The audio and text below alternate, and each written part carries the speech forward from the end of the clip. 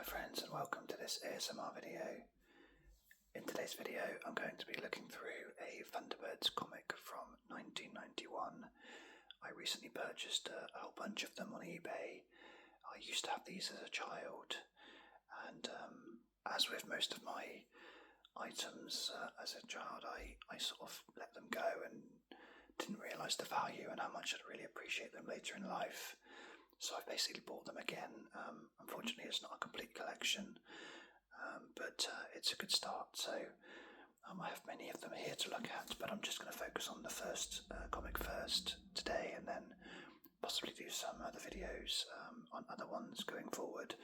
I don't like my videos to last too long, so if I went through these, we'll be here all day. So I'm going to just take the first issue that I've got on the top here. So if I just park that to one side a minute and just show you, I've got probably about a dozen or so other comics here, ranging from 1991 to 1994. And I will look through the others at some point because I'm sure this, as the magazine evolved, there was more items introduced. So we'll do them afterwards at a later date, but I'll just park them to one side and we can concentrate on this issue. So a little bit of a background. I would have been 6 years old when this came out, and I do remember collecting the Thunderbirds comics. I was massively into Thunderbirds. It's something that spans generations. My dad was into it in the 60s when it first came out. It made a reboot about 1990, well, I guess early 90s, and I got into it. I really enjoyed it.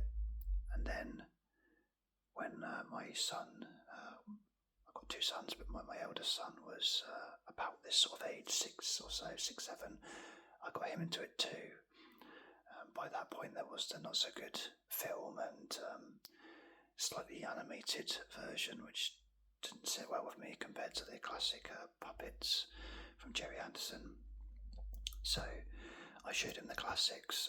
Thunderbirds still remains the best theme tune ever of any kids show, probably any TV show really. Having the amazing countdown, really cinematic, really cool, and then the tune afterwards, it's just amazing. I got him into it and we used to like watching that together. But going back to my childhood, when this came out, I used to have this as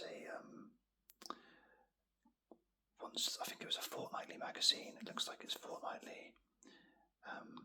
And it used to be reserved for me in my local newsagents. I used to be excited to get it every fortnight. I really look forward to it. And the only thing I can remember about my newsagent, apart from the fact it's not there anymore, is the fact that he looked like Frank Butcher.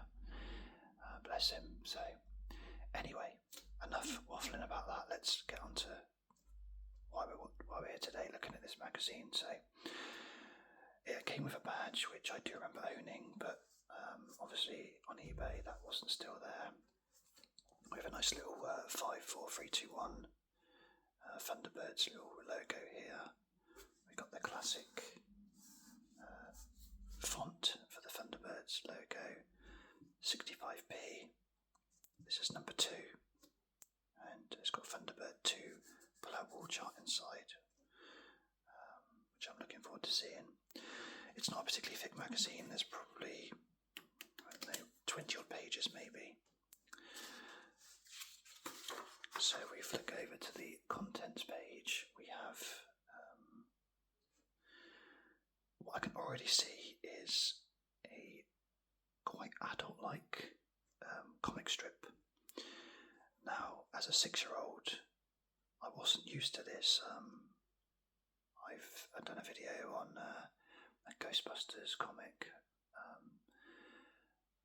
and that's like more like the Beano and Dandy and that kind of comic that a 6-year-old would read. I can't imagine that 6-year-old me actually read this. Maybe looked at the pictures, I don't know, but there's some, I can see some big words in here, and I mean, I was relatively clever as a child, but I don't think as a 6-year-old I'd have appreciated this. I think this is more like an adult comic book, really. So that's surprised me straight away. So we got 20 pages there on the comic. ones. We have a code thing here where we have you've got to decode it. I may well have been able to do that as a 6-year-old. So the comic strip continues here. In fact, actually, this looks like it potentially could be the end of one and the start of another one. Again, I'm very surprised by how the adult look. I mean, there's really good art, much better than it needed to be, considering this was aimed at, I imagine, children at my age. We then have the end of that comic strip, and we have code there, which I can only assume was to do with what we saw here, so you have to work out what it says. We then have a competition with someone wearing possibly the greatest hat in the history of the world.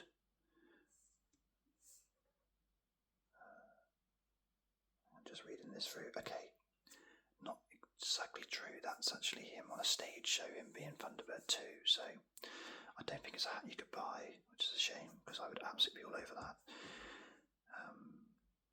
So we have a competition, we have a word search, and then there's the code message, which I guess is again to do with this code that's running through the theme of the magazine. What's really interesting about this is that the word search goes down and across and down, which is unusual for this kind of, I don't normally see word searches do that normally in a straight line, so that's interesting. It says at an angle, so fair play for putting their own slant on it. I can see that this is a cutout thing now. As much as I wanted to win whatever the prizes were, I wouldn't ever cut something out of my magazine, because then you would lose part of what's on the next page, and that would annoy me. I like to keep things in good condition. So we have another comic strip here. Again, really adult-like, not much colour to it. Definitely wouldn't have appealed to me. I'm wondering who this appeals to, because you've got a very, very easy word search there. And then you've got really adult-like comics. It's interesting. We have another one here. Thunderbird 5. I think my favourite one growing up was Thunderbird 2. Virgil was my favourite. But Thunderbird 5 is the coolest. Being out in space is the most intriguing.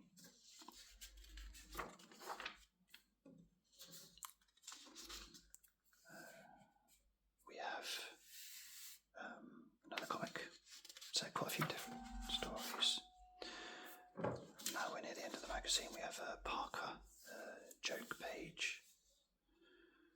Parker is a bit of a joker on the quiet. Here are a couple of his punchlines. What did one ear say to the other ear? Between you and me, we need a haircut. What do you call a man with a seagull on his head? Cliff. Not bad at all. And you could send your own jokes into him, which is quite cool. We've got an advert for the next comic. This one comes with a Thunderbirds 2 badge. Again, I would have had that one. In fact, I remember that one being a red cover, probably to do with Thunderbird 3 perhaps. We've got a pull-out wall chart, which I've just noticed actually isn't in this one, which is a shame. I thought I might get that, but never mind. Maybe there'll be other ones in other comics as I go through. So, another comic strip. There's not much variety to this comic apart from comic strips, which I know the clue is in the title, but you think you might get something else like some games or other articles. But I guess it's only issue 2, so maybe they're just starting to sort of learn about the comic, maybe, I don't know. Another comic strip. This one says relayed by Thunderbird 5, even though he's not actually in here that I can see. Maybe that means told by Thunderbird 5, I don't know. I always was wondering about Thunderbird 5, whether, why he was sent out to space. I mean, I'm not sure if he was not very popular with the family, and also what did he get up to all day. I probably wondered that as a 6-year-old as well, but anyway, he was cool. So maybe I'll see more of Thunderbird 5. What I'd love to see, and I do remember seeing in these comics before, was like a opened out like that diagram that was promised for this one, the wall chart thing, and it was really intricate and very interesting. I might have a scan through in a minute and see if I can find one from another comic. And then at the end we have an advert. I think this is the first advert in the whole, full page advert in the whole comic actually. The race to Dina's Diner. I do remember this advert, the red car and the blue car had a race, and I remember that I was almost singing it then, I'm not going to do that.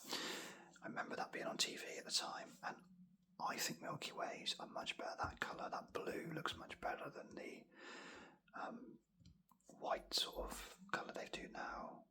And I think the actual chocolate was darker colour from memory than what it is now as well. So again, another reason why the 90s were better than now. But I'm getting off track here. That's nothing to do with Thunderbirds. So just to recap, good little magazine. I'm just going to scan through quickly and see if I can find one of those wall charts, and then I know which comic to do next time when we look through one. Maybe they're not in there anymore. Maybe I can already see there's differences in the comics compared to this issue 2. There's a bit more variety. I am struggling to find. Here we go. So this is an example of what I was talking about. So we have a really good little diagram. There's the specifications of the battle tank. Hopefully we get something a bit more interesting than a tank. And it just tells you the technical data and the detail into this. And that's really cool. I really like that. So maybe we can look at that in a future issue. Anyway, I'll go back to the original one. This has been a very quick look through Thunderbirds Comic. Thank you so much for watching. I hope you've enjoyed it. I will do other ones again, and many more comics and books and items. And I'm bidding on some stuff on eBay, which I'm very excited about owning, so we'll see if we get them in as well. Thank you so much for watching, as ever. Appreciate it, and I look forward to seeing you on the next one. Thank you.